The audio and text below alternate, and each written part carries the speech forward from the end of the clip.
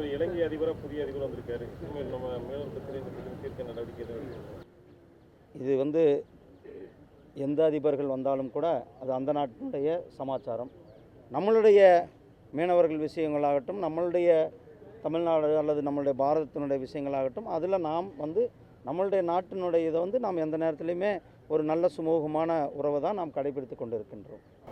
இல்லை, அன்புமணி ராமதாஸ் இன்னும் இந்த 34 மீனவர் விடுவிக்கிறேன், இன்னும் மத்திய அரசு மௌனம் சாதிக்கக்கூடாது.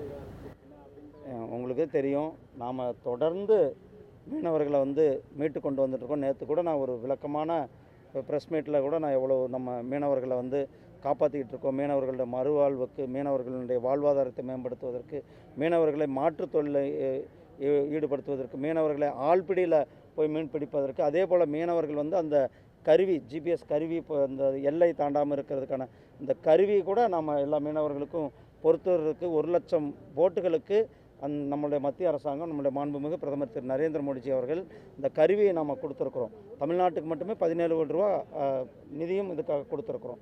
அதனால் இந்த மீனவர்கள் பிரச்சனை என்பது அனைவரும் சேர்ந்து, இது வந்து மத்திய அரசாங்கம் ஏற்கனவே நாம் பல சாதகமான முடிவுகளை எடுத்திருக்கிறோம். மீனவர்கள் கைது செய்யும்போது உடனடியாக தலையிட்டு நாம் அங்கிருந்து அவர்களை கூட்டு கொண்டு வந்திருக்கிறோம்.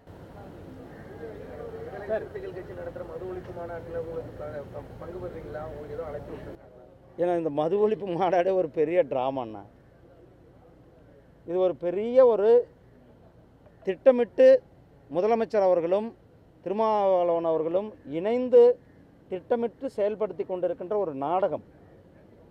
ஏன்னா நான் தொடர்ந்து சொல்லிட்டு தான் இருக்கிறேன், இன்றைக்கும் உங்களுக்கு சொல்லிடுறேன், மறுபடியும் சொல்கிறேன். நம்மளுடைய முதலமைச்சர் அவர்கள் அமெரிக்காவுக்கு 17 நாட்கள் முதலீட்டாளர்களை ஈர்ப்பதற்காக அமெரிக்காவுக்கு சென்றார்கள். அங்கிருந்து எதிர்பார்த்த முதலீடுகள் நம்ம தமிழ்நாட்டிற்கு வரவில்லை. மாறாக இங்கே வந்தால் மக்களுக்கு பதில் சொல்லணும். ஏன்னா 17 நாட்கள், ஒரு நாள் 2 நாளில் 17 நாட்கள் பல நிறுவனங்கள் ஏற்கனவே இங்கே இருக்கிற நிறுவனங்கள் தான். அந்த நிறுவனங்களினுடைய முதலீடு இங்கேருந்து தலைமைச் செயலகத்திலிருந்து அவங்கள கூப்பிட்டு இங்கேயே ஒப்பந்தம் போட்டிருக்க முடியும். ஆனால் முதலமைச்சர் அவர்கள் 17 நாட்கள் வெளிநாடு போனார்கள். அந்த முதலீடை பற்றி மக்கள் வந்து கேள்வி கேட்கக்கூடிய, ஏன்னா நீங்கள் கூட இப்போ யாருமே அந்த முதலீடை பற்றி பேசுகிறதில்ல, யாருமே அந்த முதலீடை பற்றி கேள்வி கேட்குறதில்ல.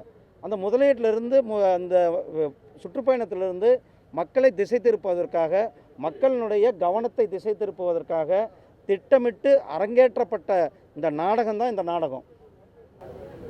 சார், அந்த ஆம்ஸ்ட்ராங் கொலை வழக்கு குற்றவாளிகள் தொடர்ந்து என்கவுண்டர் செய்யப்படுறாங்க. ஆனால் அதே நேரத்தில் திருநெல்வேலியில் காங்கிரஸ் தலைவர் கொலை வழக்கு குற்றவாளி இன்னும் கைது செய்யப்படுறாங்க. இதெல்லாம் வந்து தமிழக அரசு சட்ட ஒழுங்கு ஏற்படுத்துகிறதா இருக்கு. நான் தான் சொன்னேன், தமிழ்நாட்டில் சட்டம் ஒழுங்குன்னு ஒன்று இருந்தால்தானே. சட்டம் ஒழுங்கு முழுமையாக சீரழிந்திருக்கிறது. இந்த திமுக ஆட்சியில் வந்த கடந்த 3 வருடமாக எங்கே பார்த்தாலும் கொலைகள்.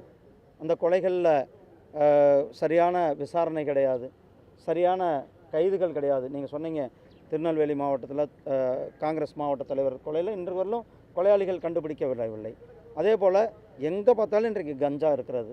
ஊருக்கு டாஸ்மாக் கடைகளை திறந்து விட்டிருக்கிறார்கள். இன்றைக்கு சட்டம் ஒழுங்கு என்பது மிகப்பெரிய ஒரு கேள்விக்குறியாக தான் தமிழ்நாட்டில் இருந்து கொண்டிருக்கிறது. நன்றி அண்ணா.